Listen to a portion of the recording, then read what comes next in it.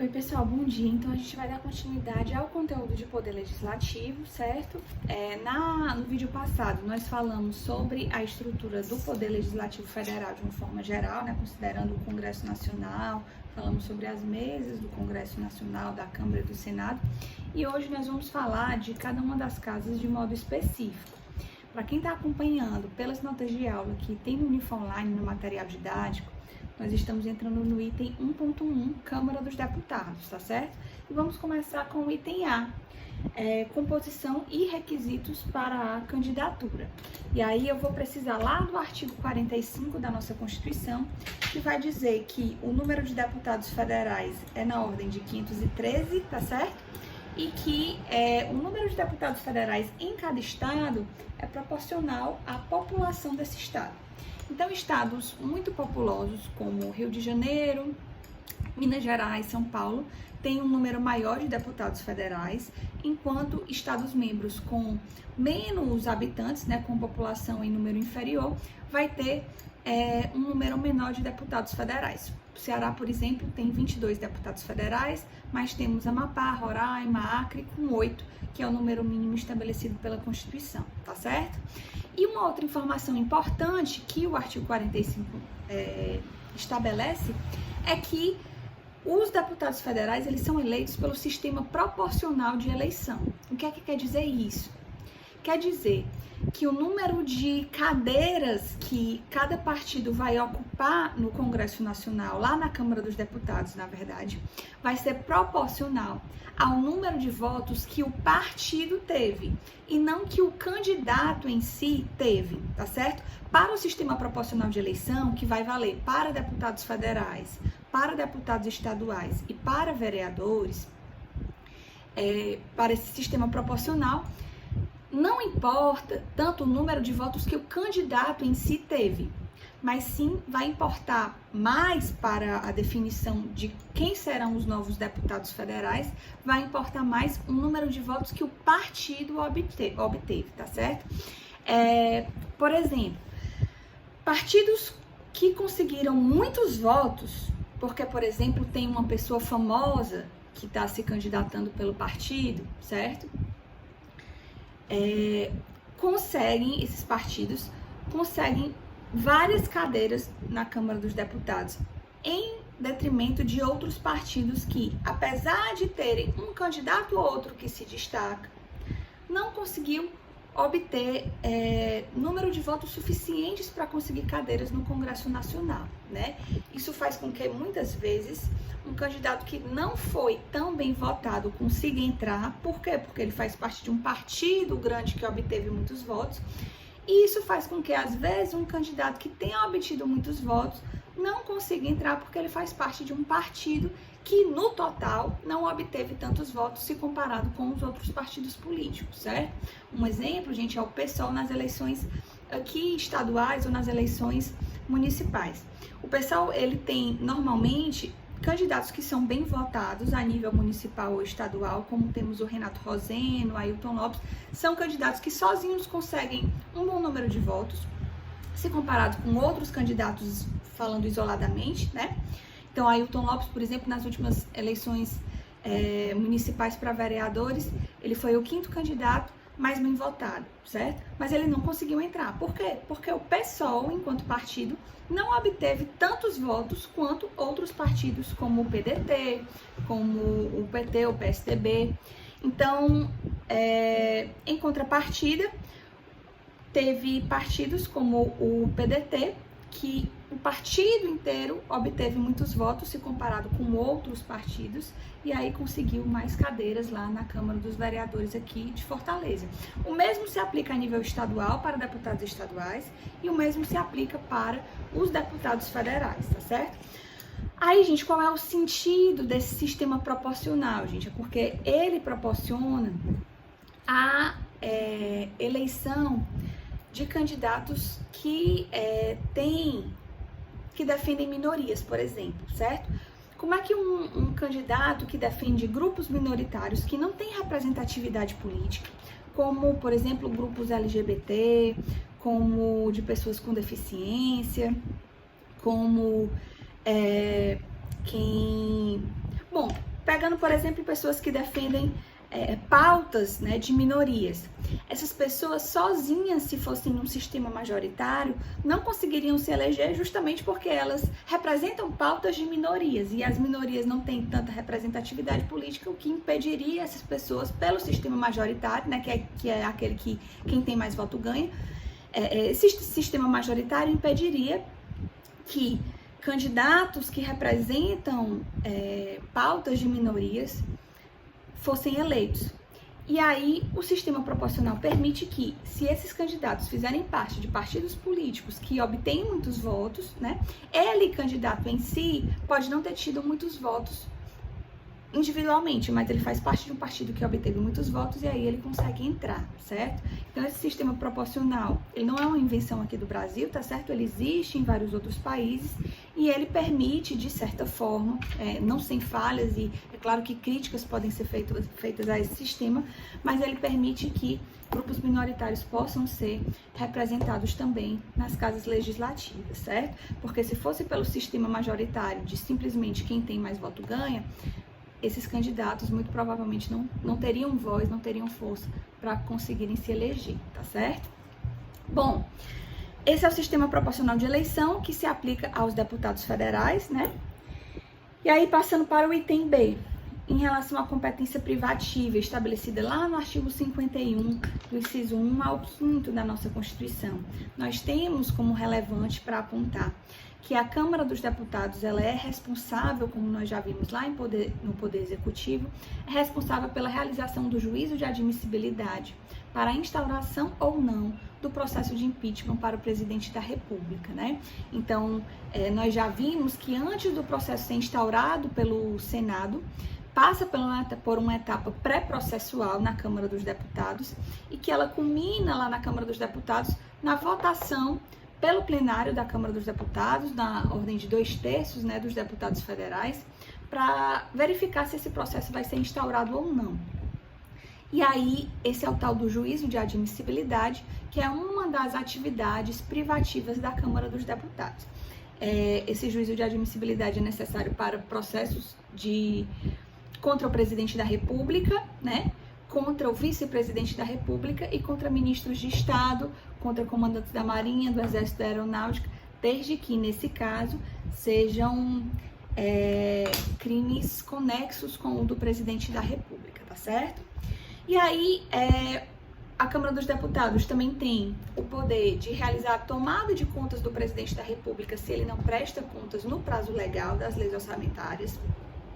Também tem poder de de criar o seu regimento interno, né, de reformar o seu regimento interno e de eleger também cidadãos para serem membros do Conselho da República. O Conselho da República nós já vimos lá no conteúdo de poder executivo, né, um conselho de aconselhamento, né, do presidente da República, e a Câmara dos Deputados indica 2 nomes para composição desse conselho, certo? Além disso, passando para frente, nós temos os requisitos para se tornar um deputado federal. Estão lá estabelecidos no artigo 14, parágrafo 3º. É preciso ter nacionalidade brasileira, e aí não precisa ser necessariamente brasileiro nato, tá certo? Pode ser brasileiro nato ou naturalizado. Só o detalhe aqui, para ser presidente da Câmara dos Deputados, é que precisa ser brasileiro nato. Mas para ser um deputado federal comum, pode ser nato ou naturalizado.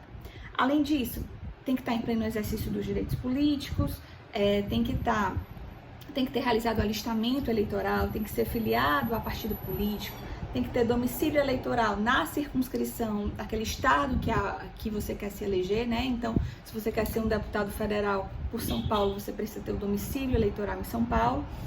E se quiser fazer aqui no Ceará, você tem que ter o domicílio eleitoral no Ceará, né?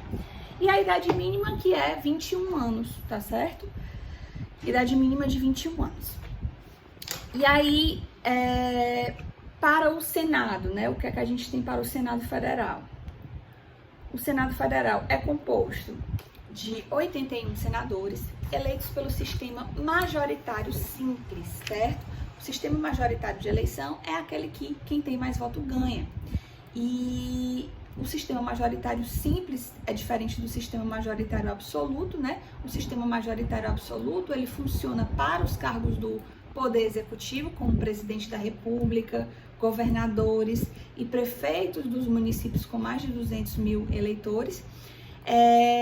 O sistema majoritário absoluto é aquele que o candidato precisa ter mais de 50% dos votos válidos, né? Ele precisa ter a maioria absoluta dos votos. E o sistema majoritário simples é aquele que quem tem mais voto ganha. Então o candidato pode ser eleito senador, não necessariamente com mais de 50% dos votos. Ele pode conseguir se eleger senador por exemplo, 35% dos votos, 36%, 20%, 25%, né? Porque os outros candidatos vão ter, sei lá, 10, 15, 16, 12%. E o candidato mais bem votado obteve 25%, 26%, 30%. Então, no sistema majoritário simples, isso é permitido. Ou seja, candidatos que não obtiveram mais de 50% dos votos válidos conseguem se eleger porque foram candidatos mais bem votados, embora não tenham atingido mais de 50%, tá certo? E só tem um turno de eleição.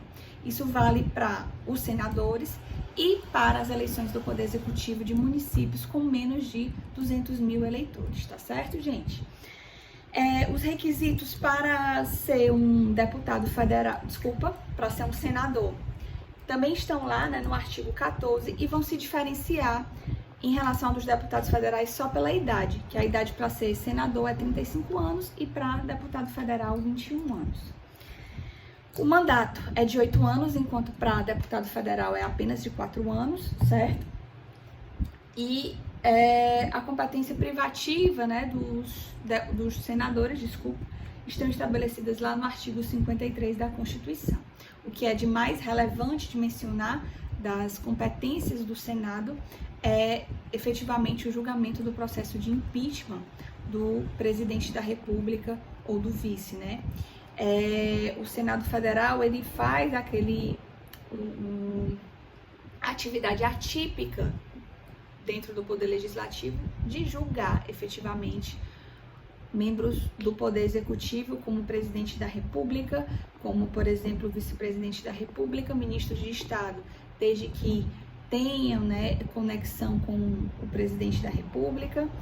E não só, certo? O artigo 52 da Constituição vai estabelecer que o Senado também é responsável pelo julgamento de outras figuras, de outras autoridades públicas importantes. Como quem, gente?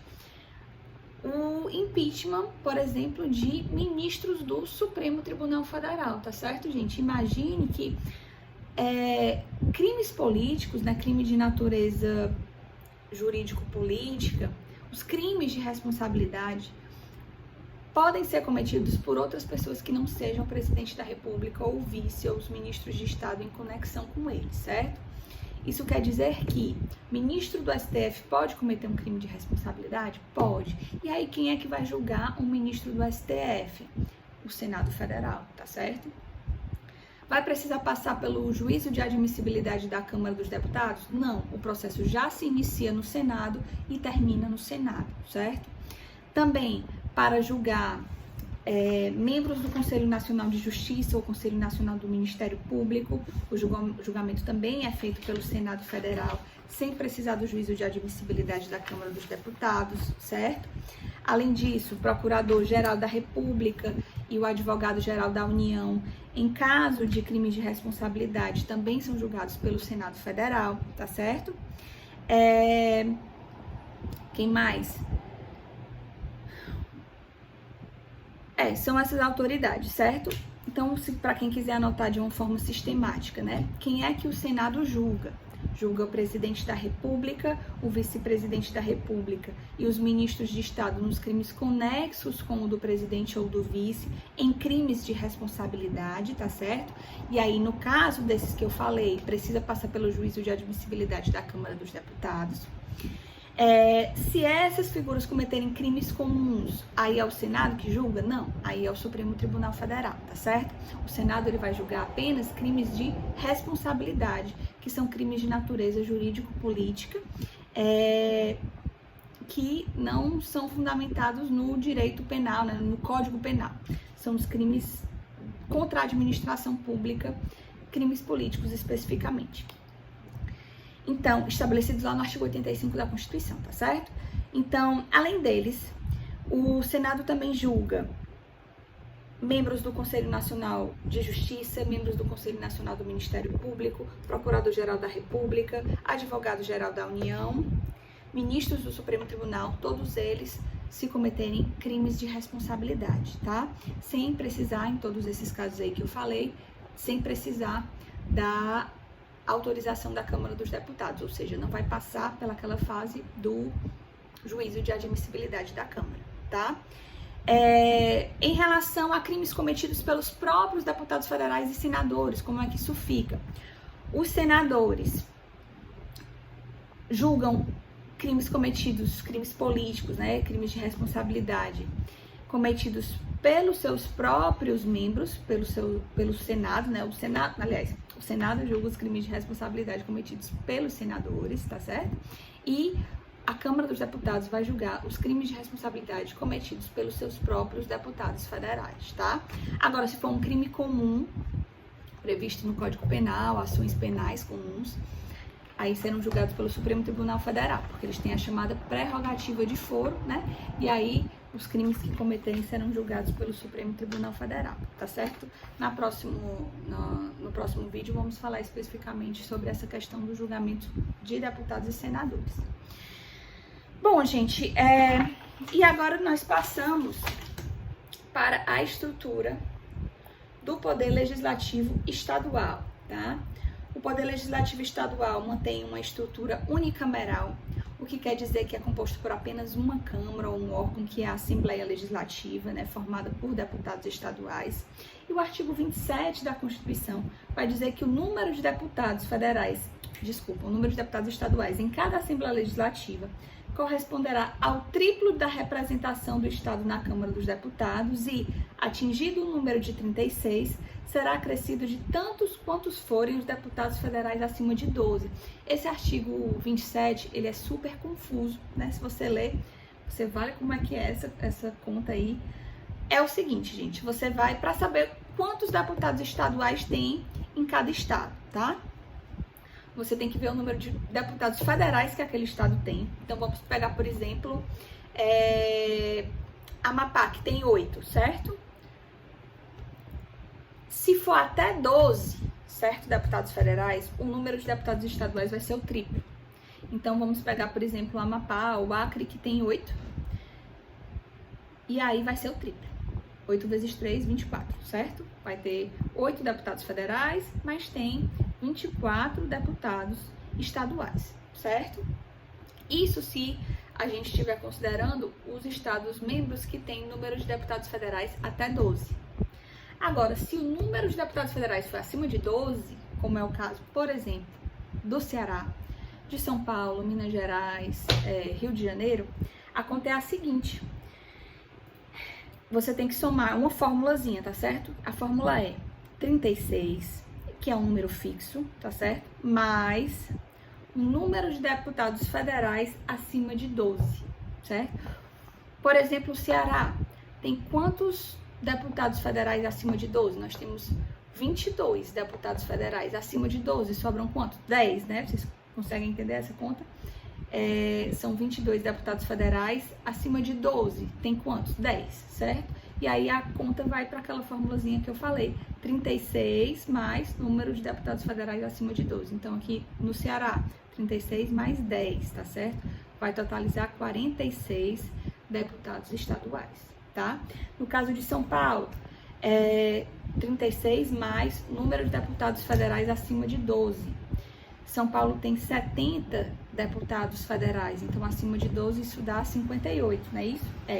Então aí a conta vai ser 36 mais 58, vai dar um número de 94 deputados estaduais, tá? Se você não tiver entendido a conta, eu não sou muito boa de explicar matemática, mas você pode mandar um torpedo, que eu posso tentar explicar de outra forma, com outros exemplos, certo?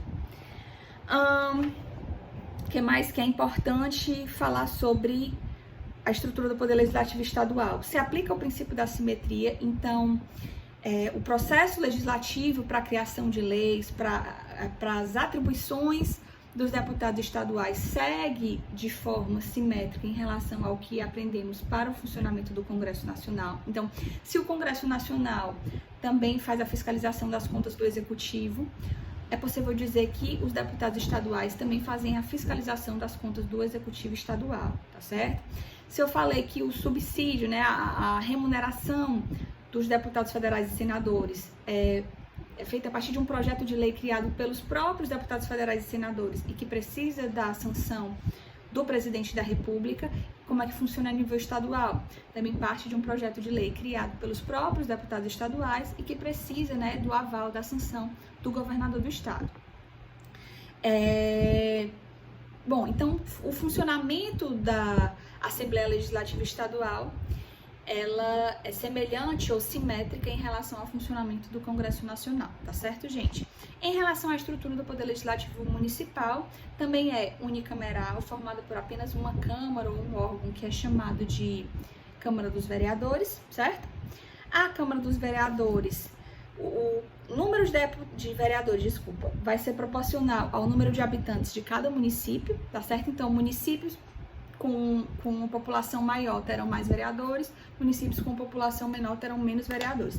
O artigo 29, inciso 4º da Constituição, vai estabelecer um número de vereadores por cada faixa de habitantes. Então, municípios com mais de 1 milhão de habitantes terão tantos vereadores, municípios com mais de 200 mil habitantes terão tantos vereadores. Então, é importante você ler o artigo 29, inciso 4º, tá certo? Para verificar o número de vereadores que cada município pode ter. Fortaleza tem 43 vereadores, tá certo? Porque se enquadra lá em municípios com mais de 2 milhões de habitantes, tá?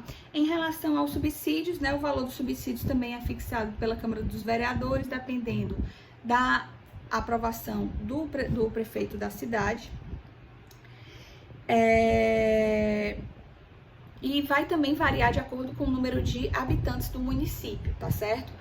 O artigo 29, inciso 6º, vai estabelecer que o valor máximo dos vereadores que um vereador pode receber é dos municípios com mais de 500 mil habitantes, certo? Então, para os vereadores também é estabelecido com base na faixa etária,